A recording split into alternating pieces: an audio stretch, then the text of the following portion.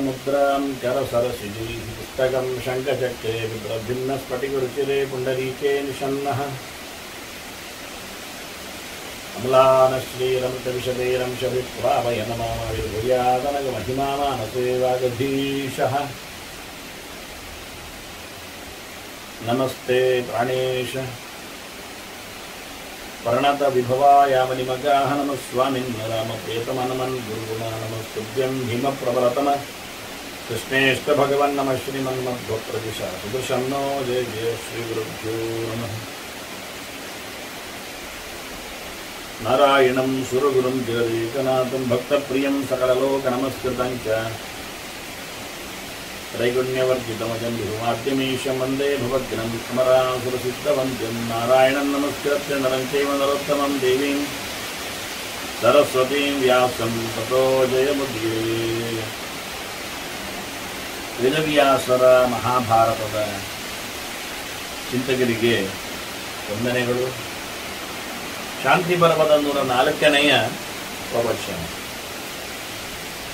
ವಿಶೇಷವಾಗಿ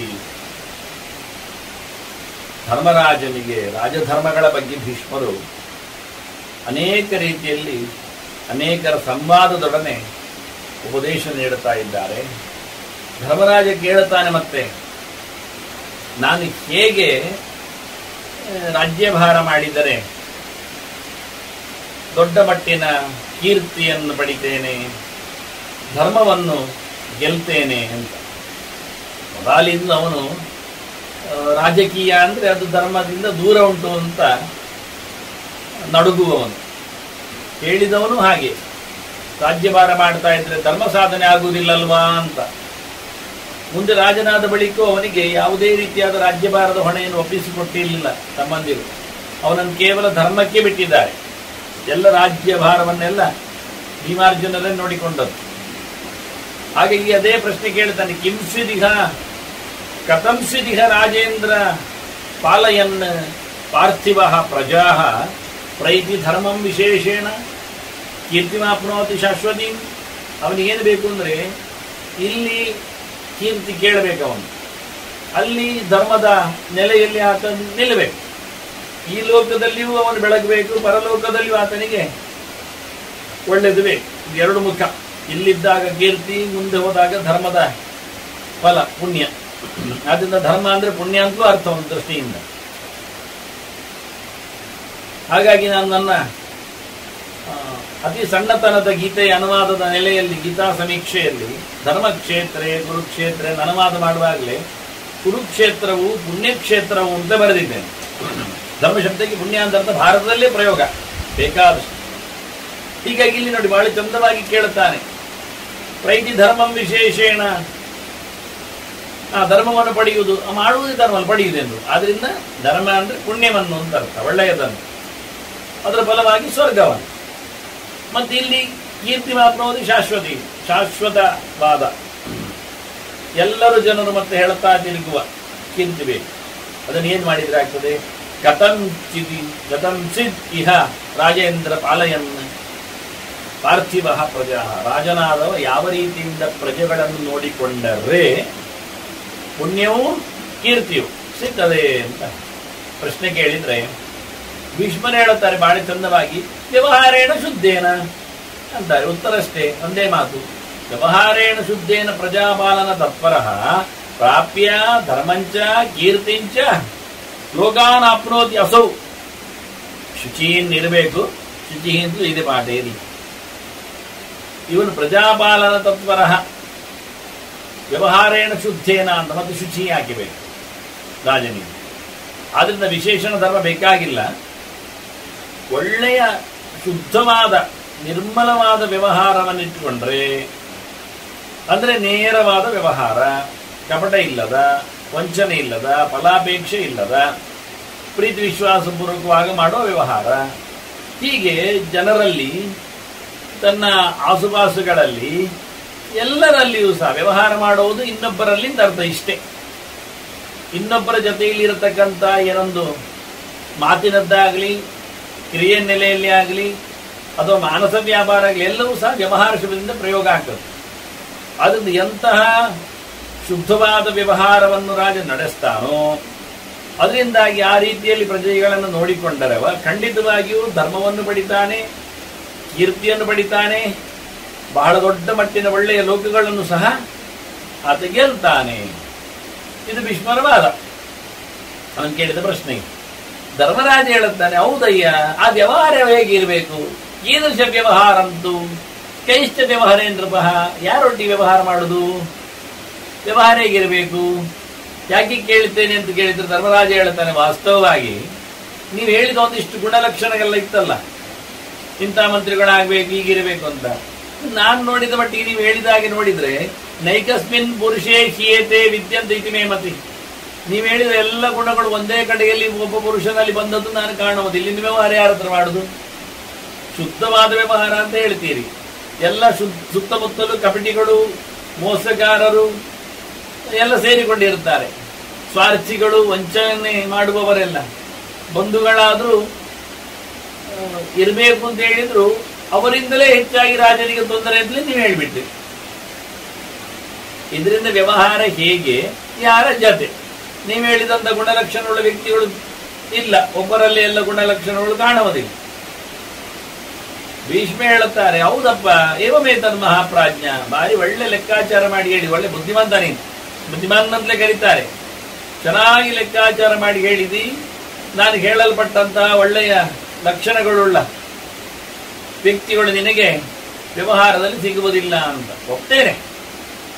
ದುರ್ಲಭ ಪುರುಷ ಕಶ್ಚಿತ್, ಒಬ್ಬನೇ ಎಲ್ಲ ಗುಣದಿಂದ ತುಂಬಿದವ ಸಿಗುವುದು ಬಾರಿ ವಿರಳ. ಹೌದು, ಆದ್ರೆ ಕೆಲವಾದ್ರೆ ಇರ್ತದಲ್ಲ ಕೆಲವರಲ್ಲಿ, ಮತ್ತೆ ಅವನು ಪ್ರಯತ್ನಶೀಲನಾಗಿ ಆ ಗುಣಗಳನ್ನು ಮೈಗೂಡಿಸಿಕೊಳ್ಬಹುದಲ್ಲ, ಅದು ಸತ್ಯವೇ. ಹೀಗಾಗಿ ಒಂದು ದೃಷ್ಟಿಯಿಂದ ನಡೀತದೆ. ನಿನಗೆ ನಾನು ಆ ವ್ಯವಹಾರಗಳು ಯಾರಲ್ಲಿ ಇರಬೇಕು ಹೇಳುವುದಕ್ಕೆ ನಿಮಗೆ ಜನರ ಲೆಕ್ಕಾಚಾರ ಕೊಡ್ತೇನಂತಾನೆ. ಮುಖ್ಯವಾಗಿ ಎಲ್ಲರನ್ನು ರಾಜ ಇಟ್ಟುಕೊಳ್ಬೇಕು ಸಭಾಮಂಡಲದಲ್ಲಿ. ಮುಂದಕ್ಕೆ ಮಾತಾಡಲಿಕ್ಕೆ ಆರಂಭಗೊಳ್ಳುವಾಗೆ ಎಲ್ಲ ಚತುರಃ ಬ್ರಾಹ್ಮಣಾನ್, ಒಳ್ಳೆ 4 ಜನ ಬ್ರಹ್ಮಜ್ಞಾನಿಗಳನ್ನು, ಬ್ರಹ್ಮವರ್ಗದವರನ್ನು, ಬ್ರಹ್ಮಜಾತಿಗಳನ್ನು ಇಟ್ಕೊಳ್ಬೇಕು ರಾಜ. ಅವರು ಒಳ್ಳೆ ತಿಳಿದವರಾಗಿರ್ಬೇಕು. ವೈದ್ಯಾನ್, ಪ್ರಗಲ್ಭಾನ್, ಸ್ನಾತಕಾನ್, ಶುಚೀನ್. ವ್ಯವಹಾರಗಳಲ್ಲಿ ಅವರು ಶುದ್ಧರಾಗಿರಬೇಕು. ಭಾವಶುದ್ಧಿ, ದೇಹಶುದ್ಧಿ, ಮಾತಿನ ಶುದ್ಧಿ, ಕುಲದ ವಂಶದ ಶುದ್ಧಿ ಎಲ್ಲ ಇರಬೇಕು. ಜೊತೆಯಲ್ಲಿ ಒಳ್ಳೆ ಪಂಡಿತರಾಗಿರ್ಬೇಕು, ಗಟ್ಟಿಗರಾಗಬೇಕು, ದಕ್ಷರಾಗಿರ್ಬೇಕು. ಬೇಕಾದಂತಹ ಶಾಸ್ತ್ರಗಳ ಚಿಂತನೆ ಉಪಸ್ಥಿತಿ ಅವರಲ್ಲಿ ಇರಬೇಕು. ಓದಿಕೊಂಡವರಾಗಿರಬೇಕು, ಓದ್ತಾ ಇರುವವರಾಗುವುದಿಲ್ಲ, ಮುಗಿಸಿದವರು, ಅಧ್ಯಯನ ಮಾಡಿಕೊಂಡು ಬಂದವರು ಬೇಕು ನಮಗೆ. ಇಂತಹ ಒಳ್ಳೆಯ ವಿದ್ಯಾವಂತರಾದ 4 ಬ್ರಾಹ್ಮಣರನ್ನು ಒಟ್ಟು ಮಾಡು. ಮತ್ತೆ ಕ್ಷತ್ರಿಯರು, ಕ್ಷತ್ರಿಯಾನ ದಶಚ ಅಷ್ಟೌಚ, 10, 18 ಕ್ಷತ್ರಿಯರು ಬೇಕು. ನೋಡಿ, ಬ್ರಾಹ್ಮಣ 4 ಸಾಕಾಗ್ತದೆ, ರಾಜನಿಗೆ 18 ಕ್ಷತ್ರಿಯರು ಬೇಕು. ಎಂಥವ್ರು ಕೇಳಿದ್ರೆ ಹುಟ್ಟಿನಿಂದ ಕ್ಷತ್ರ ವಂಶದಲ್ಲಿ ಬಂದವರು ಮಾತ್ರ ಸಾಲದು. ಬಲಿನಃ ಶಸ್ತ್ರಬಾಣಿನಃ, ಒಳ್ಳೆ ಬಲಿಷ್ಠರಾಗಿರ್ಬೇಕು, ದೇಹ ಬಲ ಗಟ್ಟಿರಬೇಕು, ಮನೋಬಲ ಗಟ್ಟಿರಬೇಕು, ಧೈರ್ಯವಂತರಾಗಿರ್ಬೇಕು, ಮತ್ತೆ ಕೈಯಲ್ಲಿ ಆಯುಧ ಹಿಡಿದು ಹೋರಾಡುವವರು ಬೇಕು. ನಾನು ಹುಟ್ಟು ಕ್ಷತ್ರಿಯ, ಹೌದು, ನನಗೆಂತ ಗೊತ್ತಿಲ್ಲ ಹೋರಾಟ ವಿದ್ಯೆ ಅಂತ ಪ್ರಯೋಜನ ಆಗಲಿಲ್ಲ. ಅಂದ್ರೆ ರಾಜನಿಗೆ ಅವರು ಎಕ್ಸ್ಪರ್ಟ್ಸ್ಗಳು ಆಗಿರ್ತಾರೆ ಆ ಲೆಕ್ಕಾಚಾರದಲ್ಲಿ. ಬೇಕಾದಾಗ 18 ಜನ ಕ್ಷತ್ರಿಯರನ್ನು ತನ್ನ ಸಲಹಾ ಮಂಡಳಿಯಲ್ಲಿ ಆತಿಟ್ಕೊಳ್ಬೇಕು. ಸಲಹಾ ಮಂಡಳಿ ಸಲಹೆಗೆ ಆಗಿ ಅಲ್ಲ, ಮಂಡಳಿಯಲ್ಲಿ ಬೇಕು ಅವರು ಕಣ್ಣು ತೆರೆದು ಎಲ್ಲರನ್ನು ಗಮನಿಸುವಂತೆ ಅಂತ ಅರ್ಥ. ರಾಜನ ಆಗು ಹೋಗುಗಳ ಬಗ್ಗೆ 18 ಜನರನ್ನು ಕ್ಷತ್ರಿಯರನ್ನು, ಮತ್ತೆ ವೈಶ್ಯಾನ್ ವಿತ್ತೇನ ಸಂಪನ್ನಾನ್ 21 ಸಂಖ್ಯೆಯ ವೈಶ್ಯರು ಬೇಕು, ವ್ಯಾಪಾರಿಗಳು, ದುಡ್ಡಿನವರು. ಅದಕ್ಕೆ ಹೇಳ್ತಾನೆ ವಿತ್ತೇನ ಸಂಪನ್ನಾನ್ ಅಂತ. ಬೇಕಾದಷ್ಟು ದುಡ್ಡು ಉಳ್ಳವರು ಬೇಕು ನಮಗೆ. ಯಾಕೆ? ರಾಜನಿಗೆ ಬೇಕಾದಾಗ ಕೂಡಲೇ ದುಡ್ಡಿನವರು ಬೇಕಾಗ್ತದೆ. ಕ್ಷತ್ರಿಯರು ಬೇಕು ಅಂದಾಗ ಗಟ್ಟಿಮುಟ್ಟಿನವರು ಬೇಕು, ಒಡೆದಾಟಕ್ಕೆ ಸಮರ್ಥರಿರಬೇಕು, ಎಲ್ಲ ಆಯುಧಗಳವರು ಹಿಡಿಲಿಕ್ಕೆ ಬರಬೇಕು, ಗೊತ್ತಿರಬೇಕು.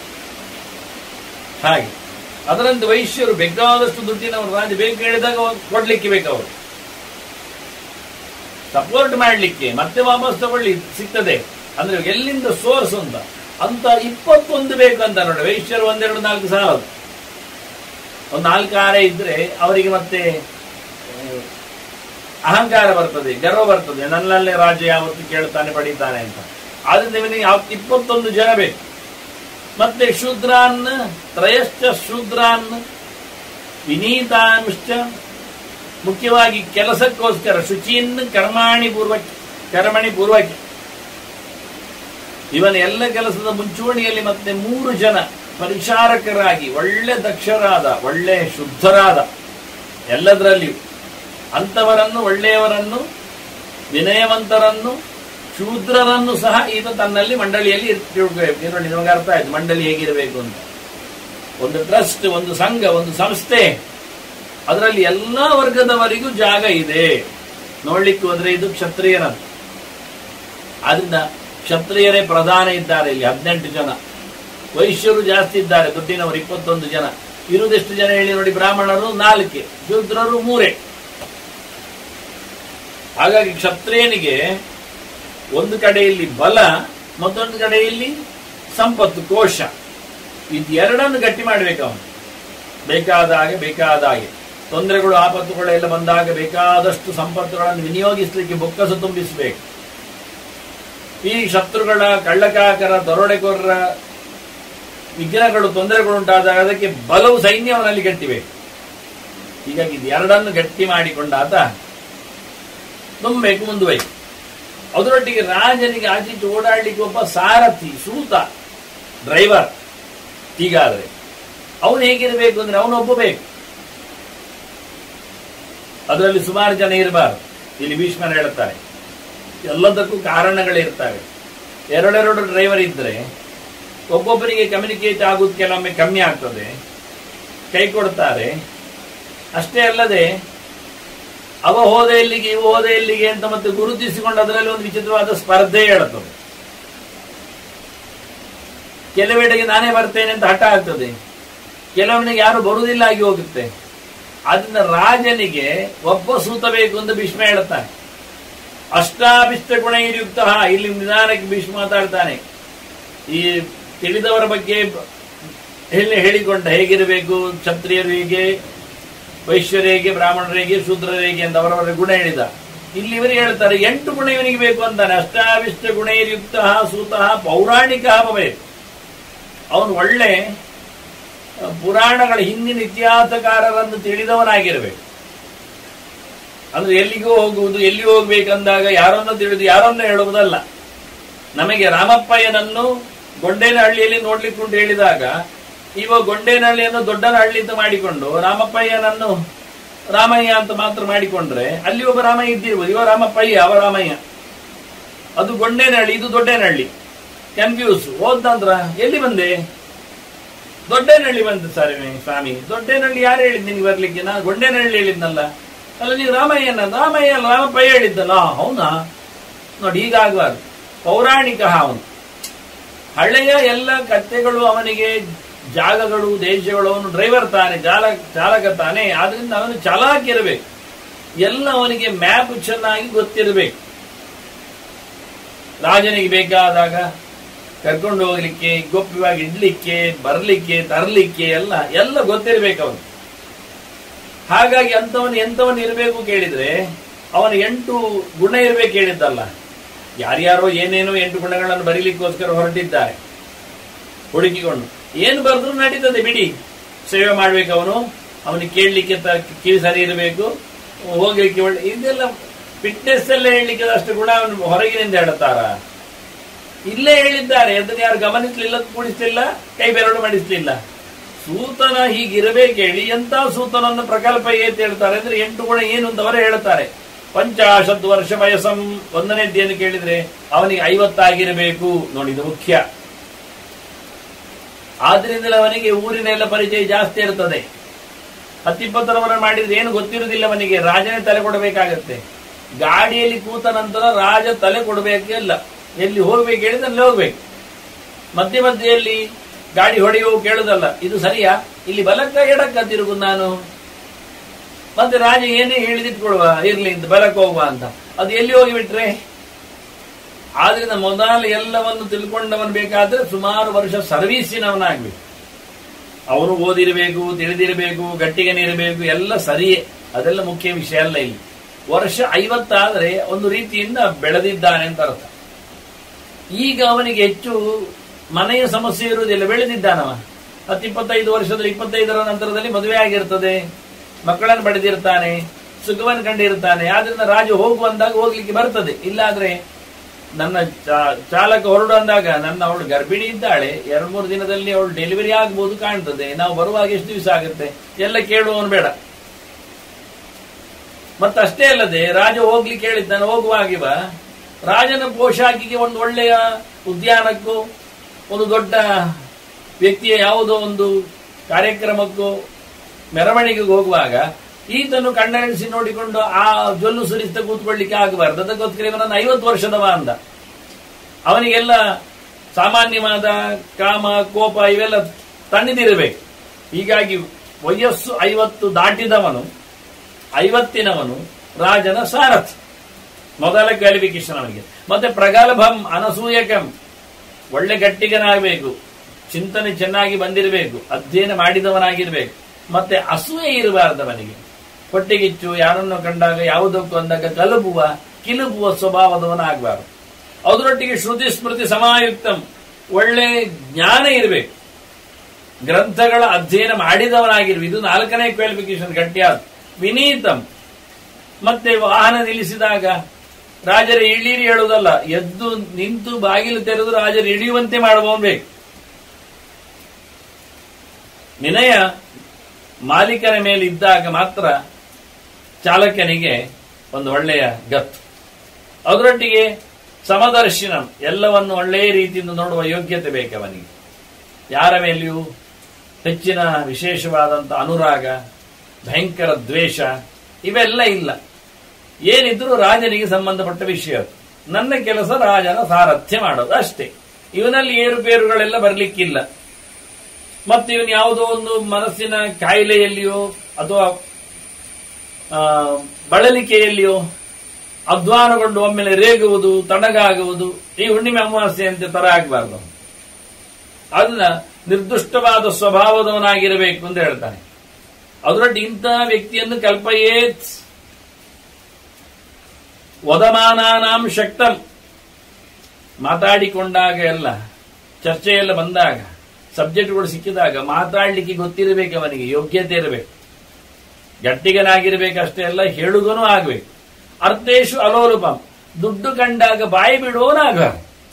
ಕೆಲವರಿಗೆ ಇಷ್ಟೆಲ್ಲ ಇದ್ದು ದುಡ್ಡಿದ್ದಲ್ಲಿ ಬಿದ್ದುಕೊಳ್ತಾವೆ ಹೆಣದಾಗೆ, ಅದು ಪ್ರಯೋಜನ ಇಲ್ಲ ಅಂತ.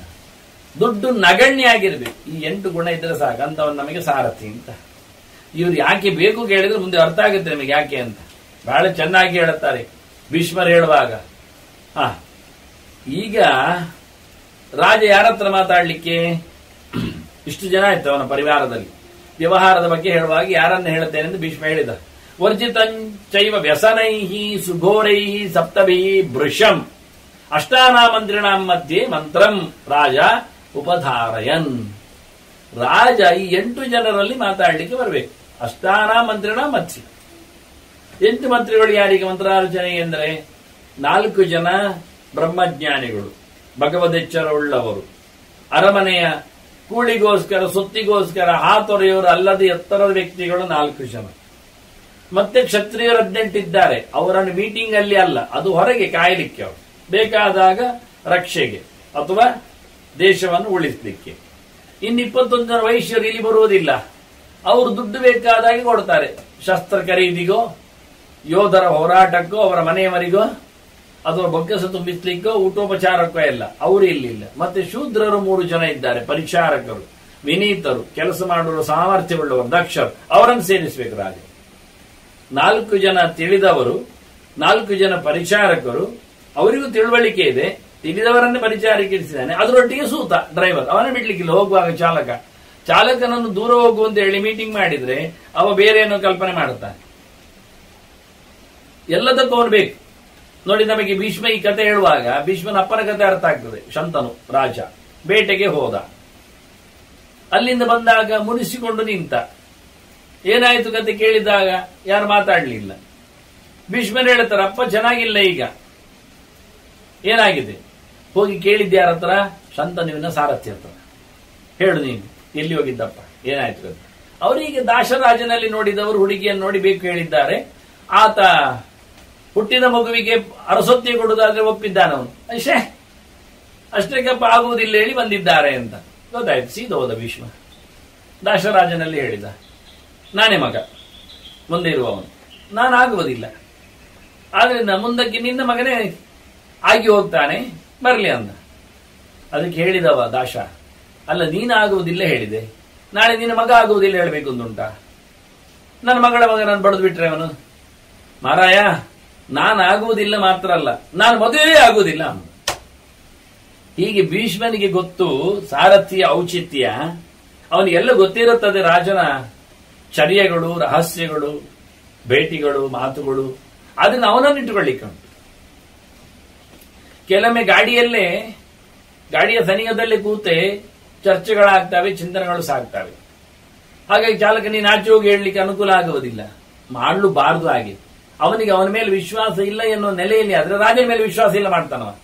ಈಗ ರಾಜ ಒಂದು ಕಡೆ ಹೋದ, ಎಲ್ಲರನ್ನು ಬರ್ಲಿಕ್ಕೆ ಹೇಳಿದ್ದಾನೆ, ಅಲ್ಲಿ ಮೀಟಿಂಗ್ ಆಯ್ತು, ಚಾಲಕನ ಹೊರಗಿಟ್ಟಿದ್ದಾನೆ ಇಟ್ಕೊಳ್ಳಿ. ಈಗೇನು ಯೋಚನೆ ಮಾಡ್ತಾನೆ ಚಾಲಕ? ತಡೀರಿ ಮಾಡ್ತೇನೆ ರಾಜನಿಗೆ ಅಂತ ಹೊಂಡದಲ್ಲಿ ಹಾಕಿ ಹೋದ್ರೆ ಗಾಡಿಯನ್ನು, ಹೌದಲ್ಲ? ಆದ್ರಿಂದ ಯಾವುದಕ್ಕೂ ರಾಜ ಚಾಲಕನಲ್ಲಿ ಅವಿಶ್ವಾಸವನ್ನು ತೋರಿಸ್ಲಿಕ್ಕಿಲ್ಲ, ಚಾಲಕ ರಾಜನ ಮೇಲೆ ಅವಿಶ್ವಾಸ ತೋರಿಸ್ಲಿಕ್ಕೆ ಬರುವುದಿಲ್ಲ. ಹಾಗಿರಬೇಕು ನೋಡಿ, ಎಷ್ಟು ಕಷ್ಟ ಇದೆ ನೋಡಿ ರಾಜನಿಗೆ.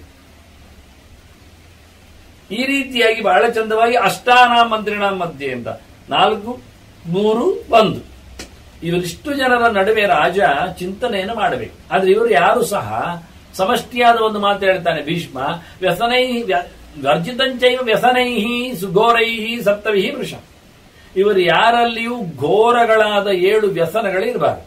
ಇದನ್ನು ಮುಂದೆ ಹೇಳಲಿಲ್ಲ ಭೀಷ್ಮ, ಬೇರೆ ಕಡೆ ಬಂದಿದೆ, ಇಲ್ಲೇ ಬರ್ತದೆ ಬೇಕಾದಷ್ಟು ಕಡೆಯಲ್ಲಿ. ಸಪ್ತ ವ್ಯಸನಗಳು ಅಂತ ಅರ್ಥ. 7 ದುಶ್ಚಟಗಳು, 2 ರೀತಿಯಿಂದ ಕಾಮ ಮತ್ತು ಕೋಪದಿಂದ ಉಂಟಾದವುಗಳು.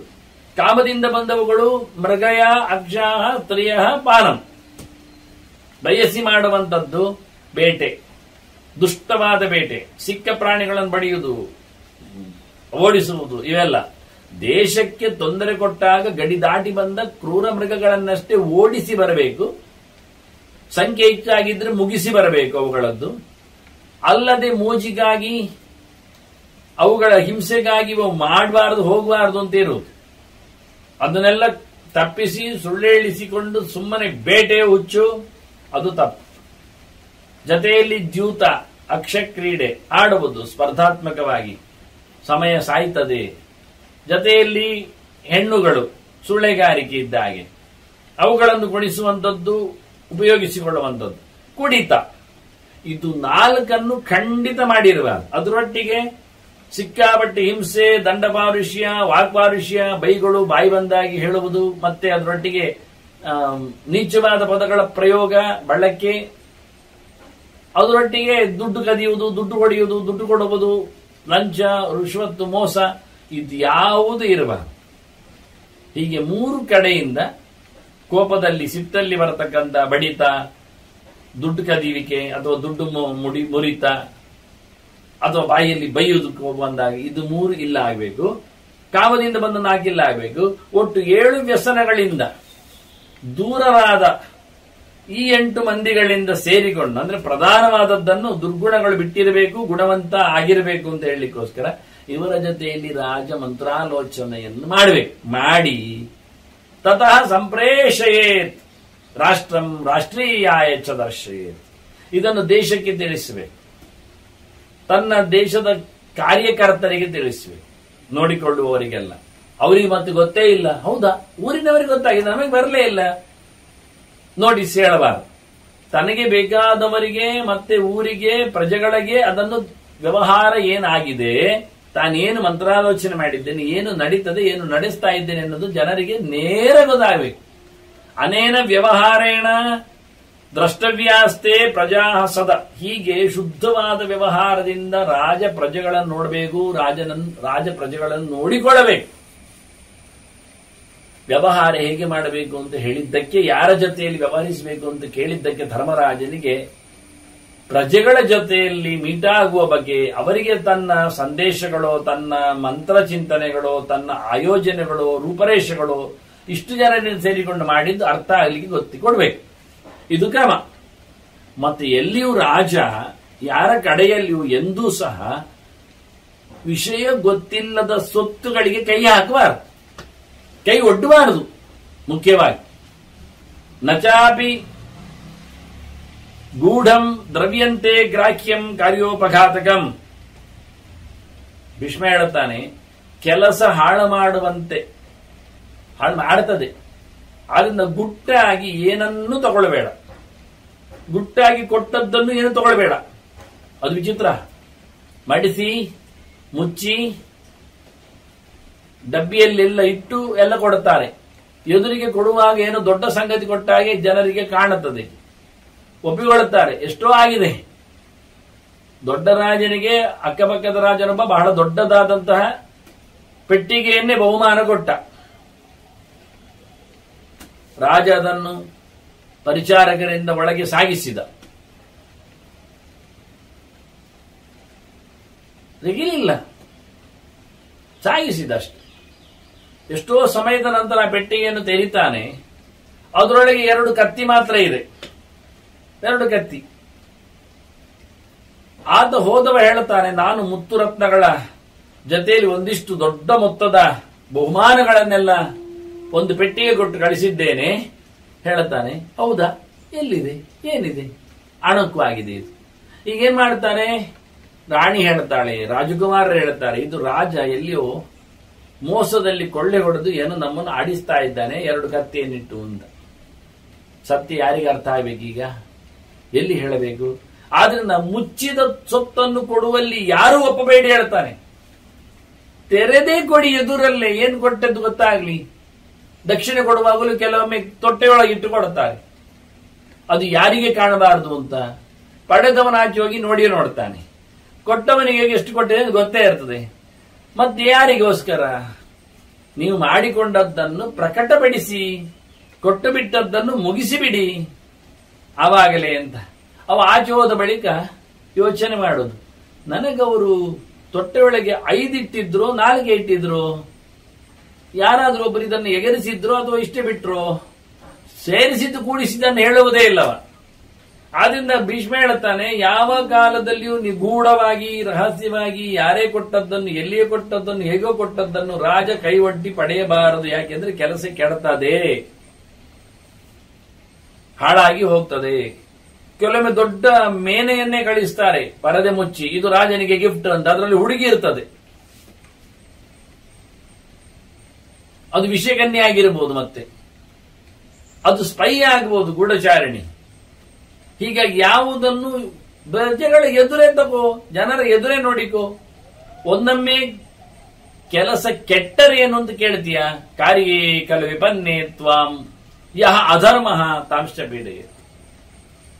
ಒಂದೊಮ್ಮೆ ನೀನು ಯೋಚನೆ ಮಾಡಿದಾಗೆ ಅವರು ಪಡೆದ ಸೊತ್ತಿನಿಂದಾಗಿ ನಿನ್ನ ಕೆಲಸ ಕೆಟ್ಟರೆ ನೀನು ಕೆಡ್ತೀಯ, ನಿನ್ನವರು ಕೆಡ್ತಾರೆ, ಮಂತ್ರಿಗಳು ಹಾಳಾಗ್ತಾರೆ, ಎಲ್ಲರೂ. ಯಾಕೆಂದ್ರೆ ಅವರನ್ನು ನಿನ್ನಾಗಿ ಏನು ಕೊಟ್ಟು ಪ್ಯಾಕ್ ಮಾಡಿರ್ತಾರೆ, ವಶೀಕರಿಸಿರ್ತಾರೆ. ಹೀಗಾಗಿ ಯಾವತ್ತು ನೀನು ತಗೊಂಡ್ರೆ ಉಳಿದವರು ತಗೊಳ್ಳಿಕ್ಕೆ ನೋಡುತ್ತಾರೆ. ಅದನ್ನ ಎಲ್ಲ ಕೆಡುತ್ತೆ. ಕೆಡುವುದು ಮಾತ್ರ ಅಲ್ಲ, ವಿದ್ರವೆಚ್ಚ ಇವ ಅಷ್ಟಂತೆ. ಕ್ಷೇನಾತ್ ಪಕ್ಷಿಗಣಾಯಿಮ. ದೊಡ್ಡ ಗಿಡುಗ ಒಂದು ಆಕಾಶದಲ್ಲಿ ಹಾರತ ಬಂದಾಗ ಎಲ್ಲ ಹಕ್ಕಿಗಳು ಓಡಿ ಹೋಗುವುದಿಲ್ವಾ?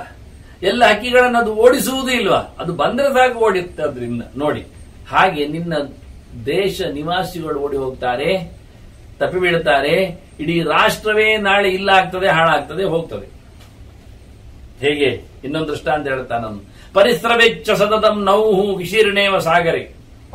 ಸಮುದ್ರದಲ್ಲಿ ಯಾವುದೋ ಒಂದು ಬಂಡೆಗೆ ಬಡಿದ ನಮ್ಮ ದೋಣಿ, ಅದು ಹೇಗೆ ಹಾಳೆ ಆಗುತ್ತೋ, ಹರಿದೋಗುತ್ತೋ, ಮುಳುಗಿಬಿಡುತ್ತೋ, ಅದು ಕೊಚ್ಚಿ ಹೋಗುತ್ತೋ, ಹಾಗೆ ನಿನ್ನ ದೇಶ, ನೀನು, ನಿನ್ನ ಜನ ಕೊಚ್ಚಿ ಹೋಗ್ತಾರೆ, ಹಾಳಾಗಿ ಹೋಗ್ತಾರೆ. ಆದ್ರಿಂದ ನಿಗೂಢವಾಗಿ ರಹಸ್ಯವಾಗಿ ಏನನ್ನೋ ಪಡೆದು ಹಾಳು ಮಾಡಿಕೊಳ್ಳಬೇಡ ಕೆಲಸವನ್ನು. ಪ್ರಜಾ ಪಾಲಯತಃ ಅಸಮ್ಯಕ್ ಅಧರ್ಮ ಅಧರ್ಮೇಣೇಹ ಭೂಪತೆ. ಒಂದೊಮ್ಮೆ ರಾಜ ತಪ್ಪು ದಾರಿಯಿಂದ, ಇಂಥ ಲಂಚ ಋಷವತ್ತುಗಳಿಂದ, ನಿಗೂಢ ಅಂದ್ರೆ ಹಾಗೆ ಗುಟ್ಟಾಗಿ ತೆಗೆಯುವಂಥದ್ದು, ಪಡೆಯುವಂಥದ್ದು, ಹೊರಗಿನಿಂದ ಕಾಣದ ಹಾಗೆ ಫೀಸ್ ಪಡೆಯುವಂಥದ್ದು. ಇದರಿಂದ ಅಧರ್ಮವನ್ನು ಮಾಡ್ತಾ ಪ್ರಜೆಗಳ ಪಾಲನೆಯನ್ನು ನಿನ್ನೊಂದು ಮಾಡಲಿಕ್ಕೆ ಹೊರಟ್ರೆ, ಚೆನ್ನಾಗಿ ಪ್ರಜೆಗಳನ್ನು ನೋಡಿಕೊಳ್ಳದೆ ಅಧರ್ಮ ಮಾಡಿದ್ರೆ ಹಾರ್ದಂ ಭಯಂ ಸಂಭವತಿ ಸ್ವರ್ಗಶ್ಚಾಸ್ಯ ವಿರುದ್ಧ್ಯತೆ. ಅವನಿಗೆ ಇಲ್ಲಿಯೇ ಪುಕ ಆಗ್ತದೆ, ಹೃದಯ ನಡಗ್ತದೆ, ಮನಸ್ಸು ತಲ್ಲಣಗೊಳ್ಳುತ್ತದೆ, ಸ್ವರ್ಗ ಅವನ ಕೈ ತಪ್ತದೆ. ಇಲ್ಲಿ ಹೇಗೆ ನಿಭಾಯಿಸುವುದು ಗೊತ್ತಾಗದೆ ಅವನಿಗೆ ಹಾರ್ಟ್ ಅಟ್ಯಾಕ್ ಆಗಬಹುದು. ಆದ ತಕ್ಷಣ ಸ್ವರ್ಗಕ್ಕೆ ಹೋಗುವುದಿಲ್ಲ, ನರಕ ಹೋಗಿರ್ತಾನೆ. ಅದನ್ನ ಧರ್ಮ ಮಾಡು, ಸ್ವರ್ಗ ಪಡೆ. ಎಲ್ಲಿಯೂ ಮೇಜಿನ ಅಡಿಯಲ್ಲಿ ಕೈ ಇಡಬೇಡ, ಗುಟ್ಟಾಗಿ ನಿನ್ನ ಪೆಟ್ಟಿಗೆಯನ್ನು ತುಂಬಿಸಿಕೊಳ್ಳಲಿಕ್ಕೆ ಹೋಗಬೇಡ ಅನ್ನುವ ನೆಲೆಯಲ್ಲಿ ಬಹಳ ಚೆನ್ನಾಗಿ ಎದ್ದು ಇದು ವ್ಯವಹಾರದ ಕ್ರಮ, ನೇರವಾದ ವ್ಯವಹಾರ. ಕಾರ್ಯೇಷು ಅಧಿಕೃತ ಸಮ್ಯಕ್ ಅಕುರುವಂತಹ ನೃಪಾನುಗಾ ಆತ್ಮಾನಂ ಪುರತಃ ಕೃತ್ವ. ಗಮ್ಮತ್ ಕೇಳಿದ್ರೆ, ರಾಜ ಸರಿ ಇರ್ತಾನೆ, ರಾಜ ಮಾಡೋದಿಲ್ಲ. ಆದರೆ ರಾಜನಿಂದ ಕೆಲಸದಲ್ಲಿ ನಿಯೋಗಿಸಲ್ಪಟ್ಟ ಅಧಿಕಾರಿಗಳಿದ್ದಾರಲ್ಲ, ಅವರು ಚೆನ್ನಾಗಿ ಕೆಲಸ ಮಾಡುವುದಿಲ್ಲ. ರಾಜನ ವೃತ್ತಿಯರು, ಅಮಾತ್ಯರು, ಕೆಲಸದವರು ಇವರಲ್ಲಿ ಸೇರಿರ್ತಾರೆ. ಅವರೆಲ್ಲ ಅನ್ಯಾಯ ಮಾಡಿದ್ದಾರೆ, ಹೆಚ್ಚು ಕಡಿಮೆ ಮಾಡಿದ್ದಾರೆ. ಇದರಿಂದ ಏನಾಗತ್ತೆ ಕೇಳಿದ್ರೆ, ಅವನು ಹೊಂಡಕ್ಕೆ ಬೀಳುತ್ತಾನೆ. ಯಾಂತ್ಯದ ಸಹ ಪಾರ್ಥಿವ, ರಾಜನು ಬೀಳುತ್ತಾನೆ. ಆದ್ರೆ ರಾಜ ನಾನೇನು ಪಡೀಲಿಲ್ಲ, ನನ್ನವರು ಪಡೆದದ್ದು ನನಗೆ ಗೊತ್ತಿಲ್ಲ ಹೇಳುವಾಗಿಲ್ಲ. ಇನ್ನೊಮ್ಮೆ ನಾವು ಕತೆ ಕೇಳಿದ್ದೇವೆ, ಕಾಲಕ ವೃಕ್ಷಿಯನ ಕತೆ, ಅವನು ಹೇಳಿದ್ನಲ್ಲ ಬಂದು ಒಳಗೆ ಕೂತು. ಆದ್ರಿಂದ ರಾಜನ ಸುತ್ತಮುತ್ತಲಿನವರು ಮೋಸಗಾರರಾದರೂ ರಾಜ ಸಮೇತ ಹೊಂಡಕ್ಕೆ ಬೀಳುವುದರಿಂದ ರಾಜನಿಗೆ ಜಾಗ್ರತೆ ಆಗಿರಬೇಕು. ಮತ್ತೆ ಲೋಕದಲ್ಲಿ ಬಲಾಢ್ಯರು ದುರ್ಬಲರ ಮೇಲೆ ಅನ್ಯಾಯ ಎಸಗುತ್ತಾರೆ, ಹೆಚ್ಚು ಕಡಿಮೆ ಮಾಡುತ್ತಾರೆ, ತೊಂದರೆ ಕೊಡುತ್ತಾರೆ. ಅದು ಯಾರವರು? ದುರ್ಬಲರಷ್ಟೇ ಅಲ್ಲ, ಅವರು ನಿರ್ಗತಿಕರು. ಒಂದು ದೃಷ್ಟಿಯಿಂದ ಅವರನ್ನು ಯಾರು ಕೇಳುವವರು ನೋಡುವವರಿಲ್ಲ. ಇಂಥ ಸಮಯದಲ್ಲಿ ರಾಜ ಎಲ್ಲಿ ವಾಲಬೇಕು? ಬಲಿಷ್ಠರ ಪಕ್ಕಕ್ಕೆ ವಾಲುವುದಲ್ಲ. ಇವರ್ಯಾವ ದೇಶದಲ್ಲಿ ಇಲ್ಲದವರು ಅನಾಥರಿದ್ದಾರೆ, ಗೊತ್ತು ಗುರಿ ಇಲ್ಲ, ಇವರೊಂದು ಬಿಡ್ಲಿಕ್ಕಿಲ್ಲ. ನಿಜವಾಗಿ ನೋಡಿಕೊಳ್ಳುವವರು, ದೊಡ್ಡವರು, ಹಿರಿಯರು ಇಲ್ಲ ಅಂತ ಆದ್ರೆ, ಯಾವುದೋ ಕೆಲವೊಮ್ಮೆ ಭೂಕಂಪದಿಂದ, ನೆರೆಯಿಂದ ಎಲ್ಲ ಇದ್ದ ಎಲ್ಲ ಸಂಬಂಧಿಗರು ನೆರೆಯಲ್ಲಿ ಹೋಗಿಬಿಡುತ್ತಾರೆ, ಭೂಕಂಪದಲ್ಲಿ ಸಾಯ್ತಾರೆ. ಯಾರೋ ಒಬ್ಬೊಬ್ರು ಇರಬಹುದು, ಉಳಿತಾರೆ, ಅವರಿಗೆ ಸಂಬಂಧಿಗಳು ಇರುವುದಿಲ್ಲ. ಹಾಗೆ ಯಾರವನ್ನ ನೋಡಿಕೊಳ್ಳಿಕ್ಕೆ ಎಲ್ಲ, ಅವರಿಗೆ ಅನ್ಯಾಯ ಆದ್ರೆ ಯಾರು ನೋಡಬೇಕು, ಮುತುವರ್ಜಿ ವಹಿಸಬೇಕು? ರಾಜನೇ ಅಂತಾನೆ ಇವ ಭೀಷ್ಮ. ಬಲಾತ್ಕೃತಾನಾಂ ಬಲಿಬಿಹಿ ಕೃಪಣಂ ಬಹು ಜಲಪತಾಂ. ಗೋಳು ಅಂತೂ ಗೋಳು ಹೊಯ್ದುಕೊಂಡಿರುವ, ಮತ್ತೆ ಮತ್ತೆ ಆಳುತ್ತಿರುವ, ತುಂಬಾ ದಯೆಗೆ ಕರುಣೆಗೆ ಪಾತ್ರರಾದ ಇಂತಹ ದೊಡ್ಡವರಿಂದ ಬಲಾತ್ಕಾರಕ್ಕೆ, ಅನ್ಯಾಯಕ್ಕೆ, ದೌರ್ಜನ್ಯಕ್ಕೆ ಒಳಗಾಗಿರತಕ್ಕಂತಹ ನೃಣಾಂ ಜನರಿಗೆ ಅನಾಥಾನಾಂ ನೃಣಾಂ ಭವೇತ್ ನಾಥೋ ವೈ ಭೂಮಿಪಹ ನಿತ್ಯಂ. ರಾಜನೇ ಅವರಿಗೆ ಗತಿ. ಅವರು ಅನಾಥರು ಅಂತ ಹೇಳಲಿಕ್ಕಿಲ್ಲ, ಅವರು ರಾಜನಾಥರು. ಆ ಲೆಕ್ಕಾಚಾರದಲ್ಲಿ ರಾಜನೇ ಅವರಿಗೆ ನೋಡಿಕೊಳ್ಳುವ ಜನ ಇದ್ದಾನೆ. ರಾಜ ಹಾಗೆ ಅವರನ್ನು ಮುತುವರ್ಜಿ ವಹಿಸಿ ಅವರನ್ನು ಸಂಕಟದಿಂದ ಪಾರ ಮಾಡಬೇಕು. ಆಗ ತಪ್ಪು ಒಪ್ಪುಗಳ ನಿರ್ಣಯಕ್ಕೋಸ್ಕರ ಸಾಕ್ಷಿಯನ್ನು ನೋಡ್ಲಿಕ್ಕೆ ಸಹಜವಾಗಿ ತದ ಸಾಕ್ಷಿ ಬಲಂ ಸಾಧು ದ್ವೈಧವಾದೇ ಕೃತಂ ಭವೇತ್. ಈ ಸಾಕ್ಷಿಗಳು ಕೆಲವೊಮ್ಮೆ ಇರ್ತಾರಲ್ಲ, ಎರಡೂ ಪಕ್ಷದಲ್ಲಿಯೂ ಸಾಕ್ಷಿ ಇರ್ತದೆ. ಕೆಲವೊಮ್ಮೆ ಎರಡೂ ವಾದಗಳು ಚೆನ್ನಾಗಿರ್ತವೆ, ಕೆಲವೊಮ್ಮೆ ದ್ವಿಧಾ ಭವತಿ ಅಂತಾರೆ. ಫಲಗಳು ಎರಡು ರೀತಿ ಆಗ್ತವೆ. ದ್ವೈಧ, ಸಂಕಟ ಬರ್ತದೆ, ಸಂಶಯ ಬರ್ತದೆ, ಅದುವಾ ಇದುವಾ ಅಂತ. ಹಾಗಾಗಿ ಏನ್ ಮಾಡ್ಲಿಕ್ಕೆ ಸರಿಯಾಗಿ ವಿಮರ್ಶೆ ಮಾಡಬೇಕು. ಕೆಲವೊಮ್ಮೆ ಸಾಕ್ಷಿ ಇಲ್ಲದ ಕೇಸು, ಅದರೊಟ್ಟಿಗೆ ಅನಾಥರ ಬಗ್ಗೆ. ಇಂತಹ ಸಂದರ್ಭದಲ್ಲಿ ಅಸಾಕ್ಷಿಗ ಅನಾಥಂವ ಪರೀಕ್ಷ್ಯಂ ತತ್ ವಿಶೇಷತ. ಆಗ ದ್ವೈತವಾದ ಉಂಟಲ್ಲ, ಎರಡೂ ರೀತಿಯಲ್ಲಿ ಹೇಳಿರತಕ್ಕ ಚಿಂತನೆಗಳು, ಸರಿ ತಪ್ಪುಗಳು, ಆಗು ಹೋಗುಗಳು, ಬೇರೆ ಬೇಕುಗಳು, ಬೇಡ ಬೇಕುಗಳು, ಇದನ್ನು ಚೆನ್ನಾಗಿ ವಿಮರ್ಶೆ ಮಾಡಿ, ಸಾಕ್ಷಿ ಇಲ್ಲದೆಡೆ ಈ ದ್ವೈತ ಮಾತುಗಳನ್ನು, ವಾದಗಳನ್ನು ಉಭಯತಾ ಕೆಲವರು ಮಾತಾಡುತ್ತಾರೆ. ಸರಿ ಇರಬಹುದು, ಇಲ್ಲದಿರಬಹುದು. ಇಲ್ಲ ಎನ್ನುವುದಕ್ಕೂ ಕೆಲವು ಲಾಜಿಕ್ಗಳು, ಹೌದು ಹೇಳುವುದಕ್ಕೂ ಕೆಲವು ತರ್ಕಗಳು. ಆದ್ರೆ ಇದನ್ನು ಚೆನ್ನಾಗಿ ವಿಮರ್ಶೆ ಮಾಡಿ ರಾಜ ವಿಶೇಷವಾಗಿ ಈ ಉಭಯ ರೀತಿಯ ವಾದಗಳನ್ನು ಪರೀಕ್ಷೆ ಮಾಡಲಿಕ್ಕೆ ಉಂಟವ, ಸತ್ಯ ಎಷ್ಟುಂಟು ಇಲ್ಲ ಅಂತ. ಮತ್ತೆ ಅಪರಾಧಾನುಸಾರೇಣ ಅಪರಾಧಾನುರೂಪಂಚ ದಂಡಂ ಪಾಪೇಶು ಧಾರೆ. ಇನ್ನು ಅನ್ಯಾಯ ಮಾಡಿದವರಿಗೆ ದಂಡನೆ ಉಂಟೇ ಉಂಟು. ಉಂಟು ಹೇಳಿದ ತಕ್ಷಣ ಎಲ್ಲಕ್ಕೂ ಒಂದೇ ಬಗೆ ದಂಡನೆ ಅಲ್ಲ. ಅಪರಾಧ ನೋಡಿಕೊಂಡು, ಅಪರಾಧ ಕಣ್ಣಿಗೆ ಕಾಣುತ್ತದೆ, ಆರೋಪಗಳೇ ಅಪರಾಧಗಳು ಅಲ್ಲ. ಆಗ ದಂಡನೆ ಇಲ್ಲ. ಈಗೆಲ್ಲ ನಮ್ಮ ನ್ಯಾಯಾಂಗಗಳಲ್ಲಿ ಹಾಗಿಲ್ಲ. ದೂರು ಹೊರಿಸಿದ್ರೆ ಸಾಕು, ಅವನನ್ನು ಅಪರಾಧಿ ಸ್ಥಾನದಲ್ಲಿ ನೋಡ್ತಾರೆ, ಅವನಿಗೆ ಜೈಲೂಟ ಕೊಡುತ್ತಾರೆ. ಅದು ಸರಿ ಇಲ್ಲ. ಅಲ್ಲ, ಒಂದೊಮ್ಮೆ ಅವನನ್ನು ಬಿಟ್ಟರೆ ಸಾಕ್ಷಿ ನಾಶ ಮಾಡ್ತಾನೆ ಅಂತಾದ್ರೆ ಅವನನ್ನು ಹೌಸ್ ಅರೆಸ್ಟ್ ರೀತಿಯಲ್ಲಿ ನೋಡಿಕೊಳ್ಳಿ, ಎಲ್ಲಿ ಹೋಗದಾಗಿ ವ್ಯವಹಾರ ಮಾಡದಾಗಿ ನೋಡಿಕೊಳ್ಳಿ. ಅದು ಬಿಟ್ಟು ಅನ್ಯಾಯ ಮಾಡಬಾರದು. ಯಾರಿಗೆ ಶಿಕ್ಷೆ ಇದೆಯೋ, ತಪ್ಪುಗಾರನು ಅಪರಾಧಿ ಎನ್ನುವುದು ಸಾಬೀತಾಗಿದೆಯೋ ಅಂತವನಿಗೆ ಕೊಡತಕ್ಕ ಯಾವ ನಮೂನೆಯ ಗೌರವ ಹೇಳಬೇಕಾ ನಾನು? ವ್ಯವಹಾರ ಅಂತ ಹೇಳುವನ? ಇರ್ಲಿ, ಟ್ರೀಟ್ಮೆಂಟ್.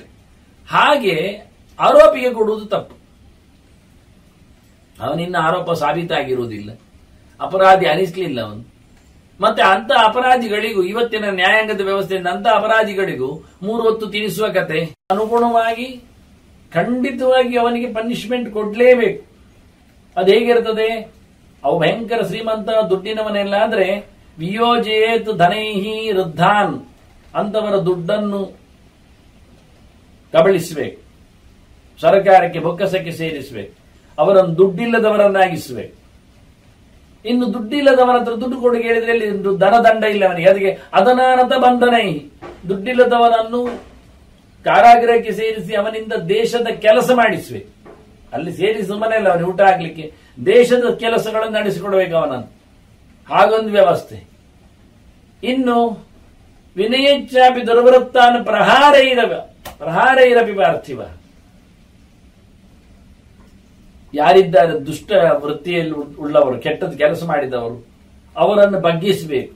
ಬಗ್ಲಿಕ್ಕೆ ಕೇಳೋದಿಲ್ಲ, ಅಂತವರಿಗೆ ಬಡಿಬೇಕು. ಕೆಲವರಿಗೆ ದಂಡ, ಕೆಲವರಿಗೆ ಧನದಂಡ, ಇನ್ನು ಕೆಲವರಿಗೆ ಬಂಧನ, ಮತ್ತೆ ಕೆಲವರಿಗೆ ಸಾಂತ್ವೇನ ಉಪ ಪ್ರಧಾನೇನ ಶಿಷ್ಟಾಮಿಷ್ಟ ಪರಿಪಾಲಯ. ಒಳ್ಳೆಯವರನ್ನು ಇಂಥ ತಪ್ಪುಗಾರರ ಆರೋಪದಿಂದ ಜರ್ಜರಿತರಾದವರಿದ್ರೆ, ಅನ್ಯಾಯ ಮಾಡದವರಾದರೆ ಅಂತವರನ್ನು ಬಹಳ ಚೆನ್ನಾಗಿ ಅವರಿಗೆ ಬೇಕಾದ ಸಂಗತಿಗಳನ್ನು ಕೊಟ್ಟು ಕಳಿಸಿ.